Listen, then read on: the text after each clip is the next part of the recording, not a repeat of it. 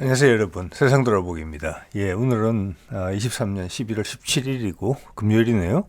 자, 오늘 정치노평국 하나 골랐습니다. 자, 아, 이제 우리 시간으로 하면 어제 시진핑과 바이든이 미국 샌프란시스코에서 미팅을 했죠. 자, 지금 에이펙 회담이 샌프란시스코에서 열리고 있고 그 옆으로 미팅을 추가로 하나 뽑은 겁니다. 그래서 거기에 대한 내용들을 제가 이제 쭉 살펴봤는데 거기에서 드는 제 인상 상당히 중요한 것을 시사한다고 봅니다. 이번 회담의 결과가 뭐 주목할 만한 결과는 없죠. 왜 주목할 만한 결과가 없는지 그 과정을 살펴보면은 앞으로 이 양국 관계가 어떻게 되겠다. 미국과 중국과의 지금 힘겨루기가 어떤 양상으로 전개되고 있구나. 이런 걸 좀 이제 생각해 볼 수 있어요. 네. 지금 뭐 서구의 보도도 그렇고 뭐 국내 보도는 제가 보지 않아서 잘 모르겠습니다만은 전달이 안 됐을 것 같은데 예전에 제가 그런 말씀 한번 드린 적이 있습니다. 베트남이 프랑스에서 독립할 때 전쟁을 치렀죠. 결국에는 이제 프랑스군이 패배를 해서 프랑스에서 이제 뭐 평화협정, 뭐 휴전협정, 평화협정이라고 봐야 되겠죠. 그 회담을 하게 돼요. 그래서 회담 장소는 프랑스예요. 자, 회담 대화를 할 때 장소가 어디냐도 상당히 중요하죠. 또는 그 회담에 협상에 참여하는 사람들 태도도 사실은 많은 걸 이제 가르쳐 주거든요. 예를 들어서 이런 거예요. 그때 프랑스는 사실 전쟁에서 졌기 때문에 불리한 입장이에요. 이걸 빨리 정리하고 싶어 해요. 빨리 잊어버리고 싶은 거죠. 어차피 베트남에서 쫓겨나올 것은 분명하기 때문에. 자, 이제 그런 마음을 아는 베트남 입장에서는 가능한 한 많은 것을 빼내와야 돼요. 왜냐? 프랑스가 마음이 급하기 때문에. 그래서 협상장은 비록 프랑스였지만 프랑스 협상단은 예를 들어서 호텔을 잡았고, 이거는 제 비유입니다. 베트남 협상단은 전세를 냈어요. 네, 장기전을 생각하고 있다는 거죠. 자, 그런 마음의 자세, 그런 환경을 그런 여건들을 보면은 이 회담의 방향을 짐작할 수 있죠. 이번 바이든 시진핑 미팅도 마찬가지예요. 이 미팅은 기본적으로는 제가 쭉 살펴본 바에 따르면은 미국이 원한 겁니다. 미국이 원했고 중국이 이 미팅을 받지 않았을 수도 있어요. 왜냐? 이 미팅을 통해서 달라질 게 없다. 라는 것을 중국도 알고 있었거든요. 그런데 받아준 거예요. 예외적으로 외교부장이 미국으로 초청해서 미국으로 방문을 했고 블링컨과 만나서 이 미팅을 만들어냈단 말이에요. 그러면 중국이 미국까지 가서 뭐 다른 일로 갔지만 이런 뭐 좋은 결과가 예측이 안 되는데 이런 미팅을 굳이 받아준 이유는 뭘까? 그러면 이번 미팅의 결과를 보면은 중국이 이걸 받아준 이유가 드러납니다. 뭐냐? 미국한테 너희는 안 돼, 우리한테. 저 기싸움에서 이길 자신이 있었다는 겁니다. 저는 굳이 중국이 그럴 필요가 있을까? 이 상황에서 지금 상당히 예민해져 있는 바이든을 이렇게 건들 필요가 있나? 스스로 약한 모습을 눈앞에서 적나라하게 뒤집어서 보여줄 필요가 있었나? 이런 생각이 사실은 들어요. 제 생각입니다. 이거는.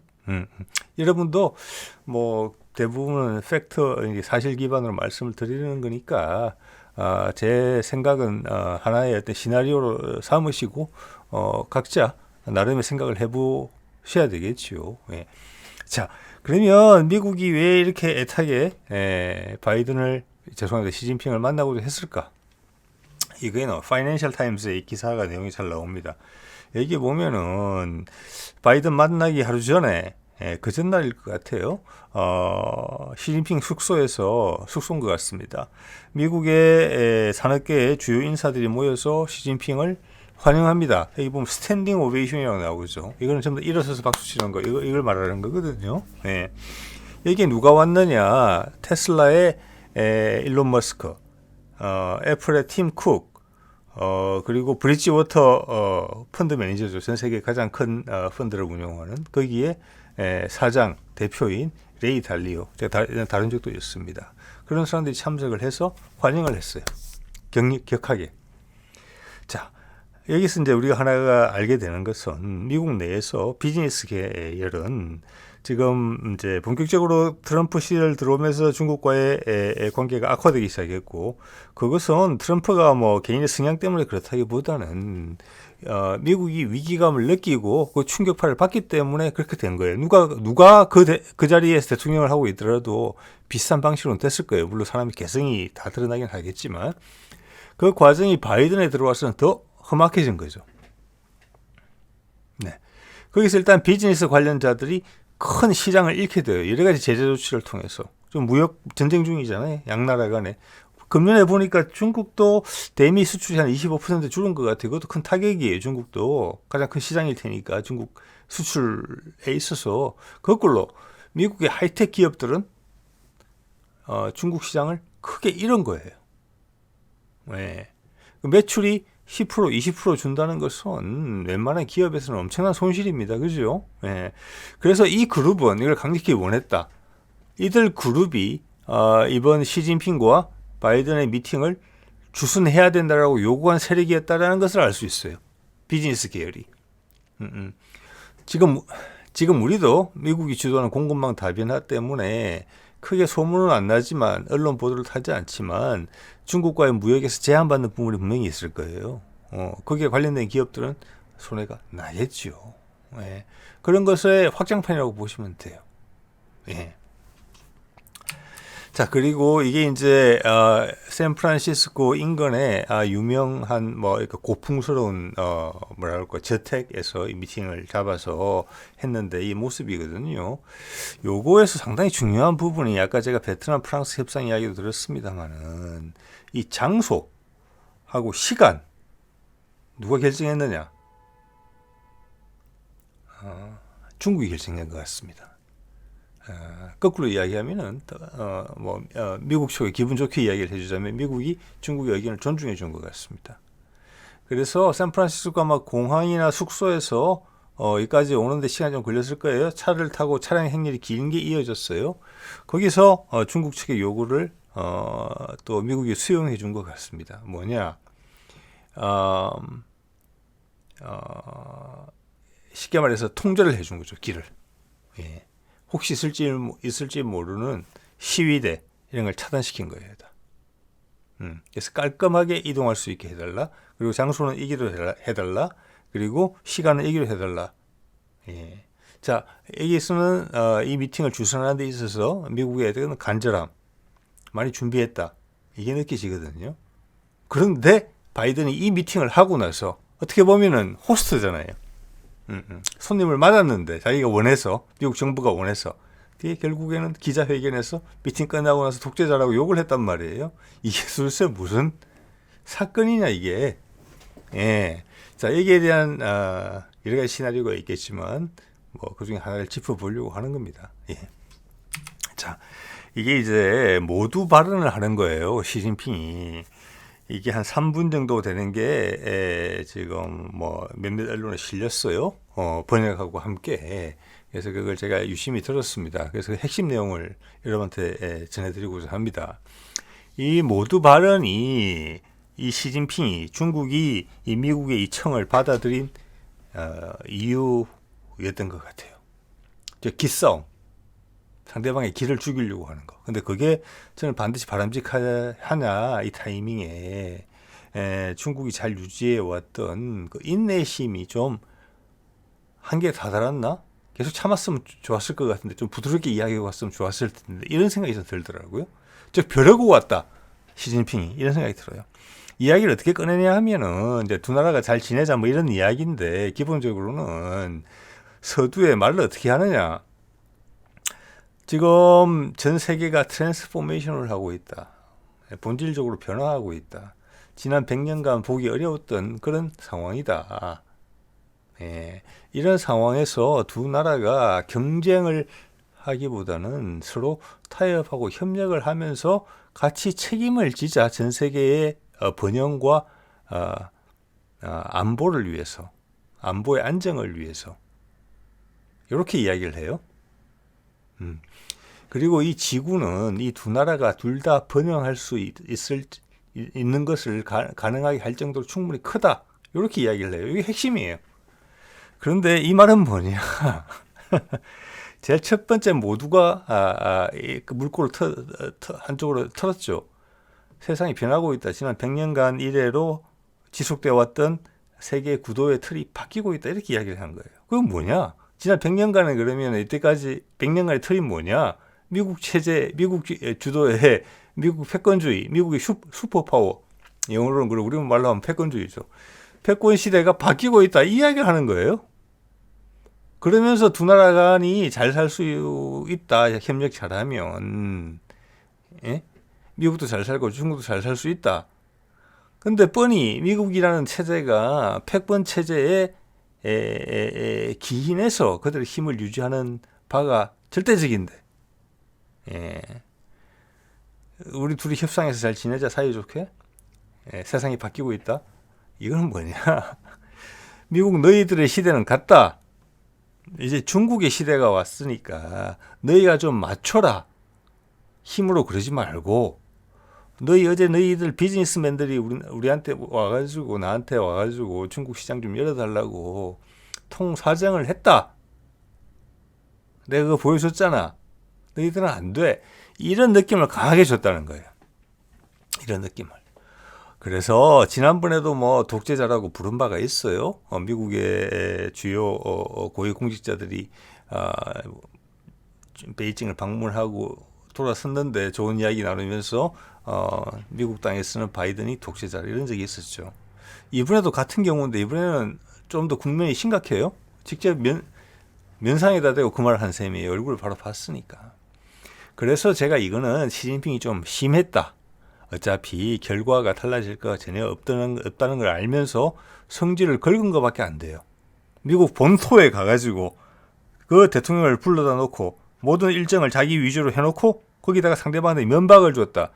그래서 일부에서는 이거는 강의를 했다. 한 수 가르쳤다. 즉 우리말로 하자면 바이든을 타일렀다. 시진핑이. 이런 이야기가 나오는 거예요.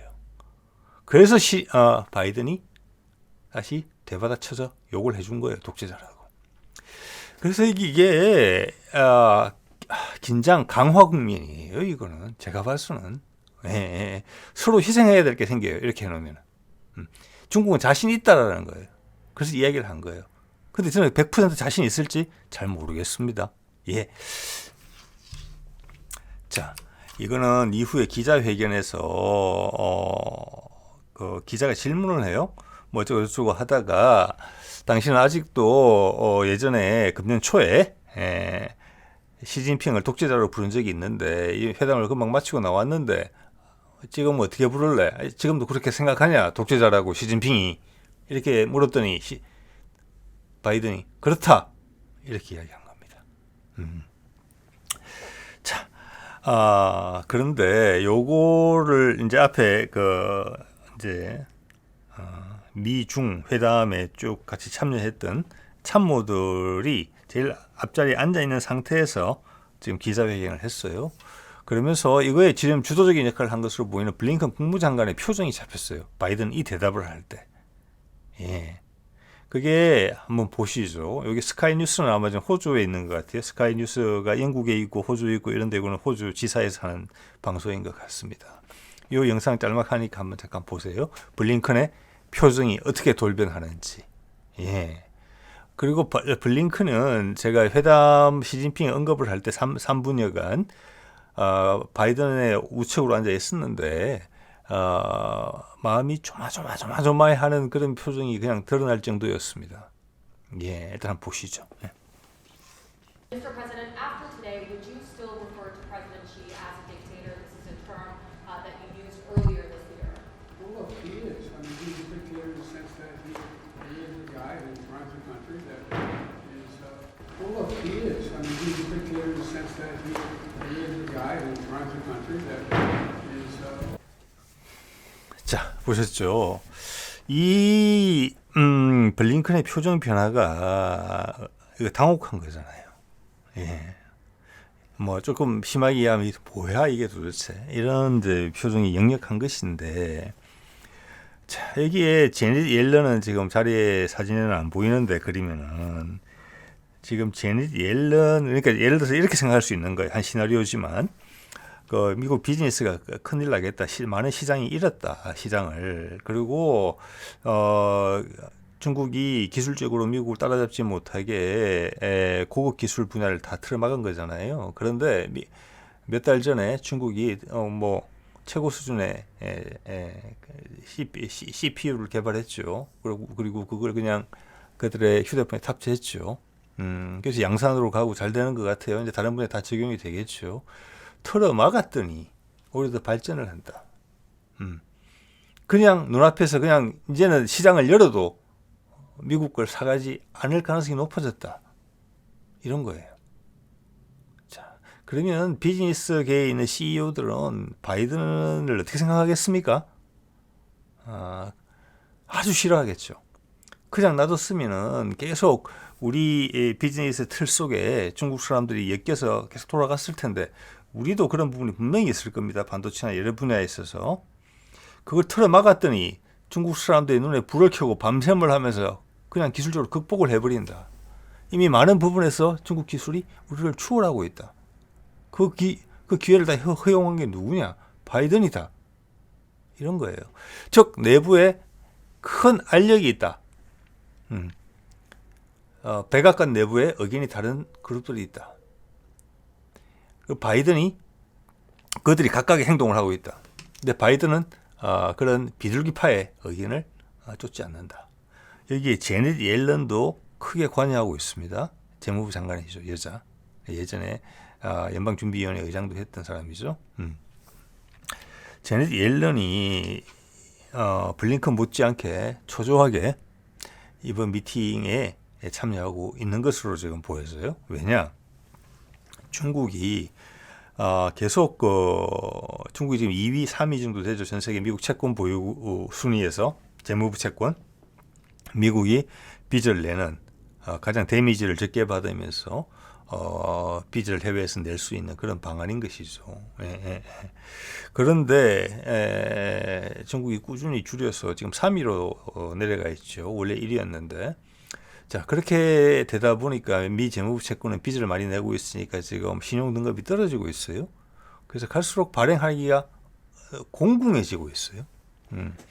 그래서 제닛 옐런의 바람은 재무부 장관으로서 중국이 시진핑이 좀 우리 채권을 좀 사줬으면 좋겠다. 이런 바람이 있었던 거예요. 자, 그랬는데 지금 좀 전에 바이든의 발언 한마디는 블링컨의 기대, 그 뒤에 있는 뭐 이건 제 추측입니다만은 그런 미국의 비즈니스계의 CEO들의 기대와 제닛 옐런의 기대를 한꺼번에 보내버린 거죠. 그렇게 판단을 했기 때문에 블링컨의 표정이 그렇게 됐다. 이렇게 볼 수 있을 것 같습니다. 자, 비둘기파가 있고, 제가 좀 전에 말씀드린 사람들은 비둘기파 계열로 분류될 수 있을 것 같고, 예전에 트럼프가 김정은을 만났을 때도 하자, 안 하자 이런 게 있었죠. 북한하고 종전선언을 하자, 안 하자. 그럼 매파가 있겠죠. 매파는 매파의 뿌리는 깊죠. 주로 우리가 소위 말하는 군산복합체라고 말하고 네오콘이라고 말하는 세력들이죠. 무기를 팔고 힘으로써 세상을 지배할 수 있다라고 생각하는 그룹들. 이번에 이스라엘하고 뭐 우크라이나 지원금 뭐 14조, 15조 의회에 신청을 했지만 그 돈을 받을 수 있을지 없을지는 모르겠지만 그 중에 60% 정도는 방산업체에 관한 돈입니다. 제가 이런 걸 보면서 느끼는 것은 그들의 실체가 분명히 있구나. 그들이 매파의 주류구나. 자, 그래서 지금 백악관에서 그 주요 참모들의 그 입장을 제가 다루는 내용들을 근거로 한번 살펴보자면, 제가 어제도 어떤 강대국들이 미어샤이머 교수의 이야기를 제가 전달드리면서 내부에 어떤 핵심 세력들이 있죠. 의사결정을 하는데 그런데 중국에 관련돼서 의사결정을 하는 데 있어서 우크라이나 전과 관련돼서 의사결정을 하는 데 있어서 가자지구 전쟁과 관련해서 의사결정을 하는 데 있어서 저는 블링컨은 경계선에 있다 이렇게 봐줘요. 예, 핵심 세력이라기보다는 어떻게 보면 일꾼 이런 느낌이 좀 더 강해요. 자, 블링컨 입장을 한번 보더라도 제가 봐서 바이든이 네타냐후를 찾아가서 적극적인 지지를 선언하기 전까지는 블링컨은 네타냐후를 말리는 입장이었어요. 그러다가 바이든이 갑작스런 그런 의사 변경을 했다고 저는 봐요. 예, 예. 여러 가지 정치적인 고려가 있었겠죠. 특히 내년 선거라는 부분이 있었고 이게 표심에 어떤 영향을 주느냐 이런 부분이 있어요. 그리고 요번에 본인이 화가 나서 그런 것도 있겠지만 단지 감정적으로 그렇게 대응을 했느냐 노망이 들었느냐 그러면 바이든이 사람 초대해 놓고 돌아서 욕을 한다는 게 그런 것도 있겠지만 노회한 정치인의 한 측면에서 봤을 때 표 계산을 한다. 그게 이스라엘전도 그렇잖아요. 이스라엘 가자지구 전쟁도 어떤 것이 더 유리할 것인가. 중국의 강성인 모습을 보이는 게 더 유리할 것이다. 예, 그리고 오늘 흘러가는 내용을 볼 때는 시진핑의 강이 좀 재수없다 이런 부분이 있고 여기서 내가 어떤 협상을 통해서 뭔가 멋진 걸 건져낼 수 있는 돌파구를 찾을 수 있는 부분은 없을 것 같다. 그거는 뭐 시진핑도 미리 알고 왔던 내용이죠. 그래서 강공책으로 선언했다. 이렇게 보는 게 또 합리적일 것 같아요. 담당자인 블링컨은 마음이 조마조마하고 뭐 억장이 무너졌겠지만 바이든 입장에서는 그렇다고 봐야 됩니다. 그래서 이제 블링컨이 계속 뒤통수를 맞는다. 지금 바이든한테 그의 의견은 관철되고 있지 않다. 미팅 주선까지 했지만 원하는 결과는 얻지 못했다. 이런 게 있죠. 그다음 번즈, CIA 국장이죠. 빌 번즈. 여기도 사실은 뒤통수를 여러 번 맞았어요. 블링컨이랑 비슷해요. 저는 주류는 아니라고 봅니다. 핵심 세력이 아니라고 봐요. 의사결정에 있어서 바이든 행정부에 있어서 예전부터 러시아를 조심해야 된다는 의견을 가지고 있던 사람이에요. 예. 그리고 뭐 부득이하게 바이든이 원해서 우크라이나전을 초래했다 하면은 대리전쟁으로서 작년이나 금년 초쯤은 빠져나와야 된다. 우리의 주적은 중국이다. 러시아는 타협의 여지가 있는 나라다. 자기가 겪어봤잖아요. 주 러시아 대사로서. 그래서 우크라이나전은 이 정도 하고 손절을 하고 나와서 중국의 힘을 모아야 된다. 중국의 약점 우리 많이 알고 있다. 그리고 그게 바이든 대통령 당신의 재선에도 훨씬 유리하다. 미국의 이해관계에도 훨씬 유리하고. 예, 우크라이나전과 가자 전쟁은 미국의 이해관계에 부합하지 않는다. 대신 중국을 어떤 식으로든지 약화시키는 것은 미국의 이해관계에 부합한다. 이렇게 생각하는 게 번째의 입장이에요. 예. 자, 그러면 그래서 지금 번즈가 이탈할 수도 있었을 것 같은 느낌이 들거든요. 제가 봤을 때는 그게 관철이 되지 않기 때문에. 그래서 가끔 보도를 보면은 바이든이 번즈를 칭찬하는 부분이 있습니다. 자기 그의 뜻을 100% 수용해 주지는 못하지만은 일 잘하는 일꾼이다라고 생각을 한다는 거죠. 예, 예. 자, 그러면 번즈는 이번 케이스를 어떻게 볼 것이냐? 중립적으로 볼 것 같습니다. 중립적으로. 예. 이래 되면 이제 비즈니스나 어떻게 이제 공개적인 선에서 중국과의 경쟁 구도로 가는 것은 더 불리해진다. 그게 시진핑 자신감을 보였고, 바이든이 이번에 다시 이런 모습을 보였기 때문에 그런 여지는 없어졌다. 이제는 비선 정책, 첩보전 정책으로 공작으로 가야 된다. 예. 자, 그 점에는 번즈가 오히려 큰 역할을 할 수도 있겠다 이런 생각이 들어요. 예. 자, 옐런은 어려워진 거죠. 안 된다. 네가 혼자 다 감당해야 된다. 어차피 변하지는 않았을 거라고 생각합니다. 시진핑이 이번에 와서 뭐 옐런의 기대처럼 갑자기 뭐 크게 마음이 동해가지고 미국 채권을 다시 사준다든지 최소한 더 이상 팔지 않는다든지 이런 행동을 했을 가능성은 없거든요. 그건 옐런의 기대고. 예. 그래서 옐런은 이제 죽는 소리를 더 내겠죠. 위험하다고. 경제적으로 위기가 온다고. 그러면 그 부담이 바이든을 통해서 번즈나 그 외 네오콘한테로 가겠죠. 예, 중국을 어떤 식으로든지 합리적인 방식, 경제제도는 이제 안 통하는 거예요. 기술적인 경쟁에서 이제 밀려요. 비즈니스맨들은 죽겠다고 난리를 쳐요. 우리 회사 망한다고. 우리 자본이 옮겨간다.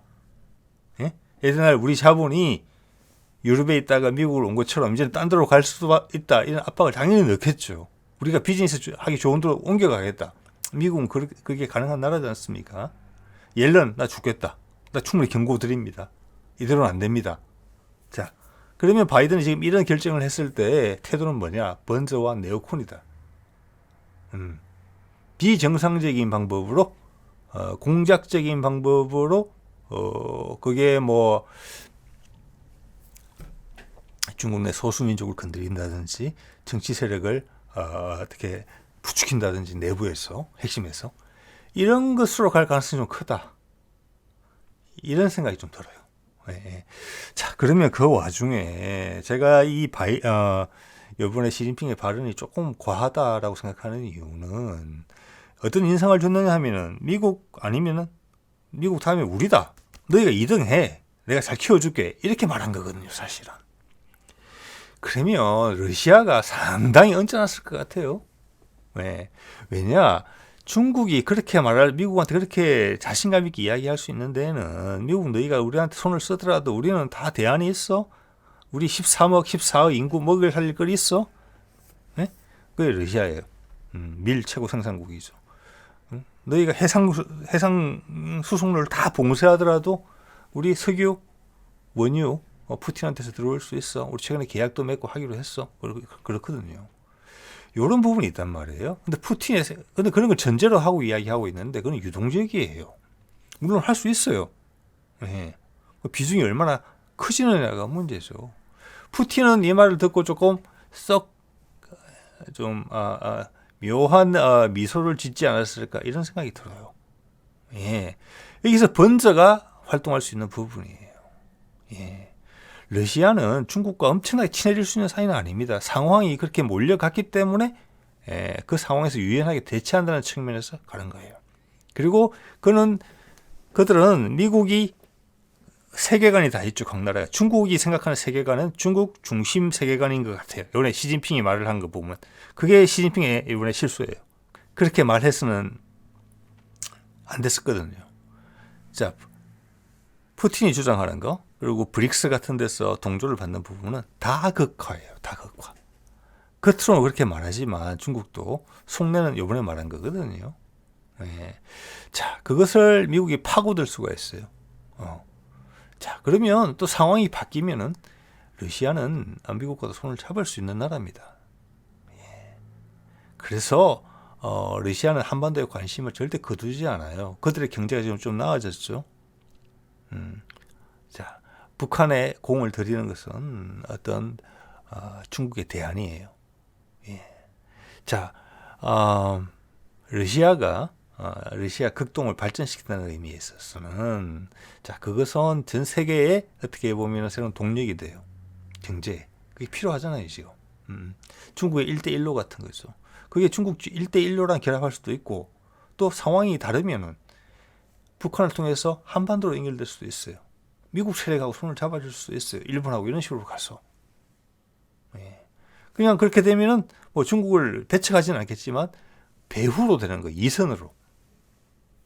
그들의 가스 전달망 같은 것도 메인을 어디로 뚫느냐 이게 차이가 크죠. 그 중국과도 연결하죠. 그렇지만 메인이 어디 있느냐, 어디 항구를 주로 쓸 것이냐, 육상 교통로의 엔드 포인트를 어디로 잡을 것이냐, 상하이로 잡을 것이냐, 인천으로 잡을 것이냐, 부산으로 잡을 것이냐. 요거는 푸틴이 바보입니까? 결정해 주지 않은 거죠. 포석을 하는 거죠. 시간도 좀 걸릴 노릇인데 그 점을 좀 미국이 파고들 수 있다. 예, 요번 건은 그렇게 봐집니다. 그래서 블링컨의 또 유화책 이런 것은 지나갔지만 바이든의 그런 선택으로 인해서 미국은 강공책을 빨리 할 수밖에 없다. 내년 선거도 있고 하니까 내부에서 압박을 받잖아요. 이것은 또 민주당 내부의 고문 그룹들 사이에서 원로 그룹들 사이에서 다시 비판을 받을 수 있는 노력이에요. 이걸 뒤집기를 해야 된다는 압박이 더 커질 것 같아요. 그렇지만 블링컨이 추진하는 이런 방식은 절대 아니다. 이제는 강공책이다. 네오콘과 네오콘과 CIA가 협력하는 그런 방안이다. 지금 이런 쪽으로 급물살을 탈 가능성이 많다. 예. 그래서 이 이전까지의 방식은 이번에 끝이다. 마무리고 다음 마디로 넘어간다. 그런 과정에서 저는 시진핑이 하지 않아도 될 소리를 했다. 미국을 자극했다. 저는 이렇게 생각합니다. 예, 오늘 이 정도 하겠습니다. 네.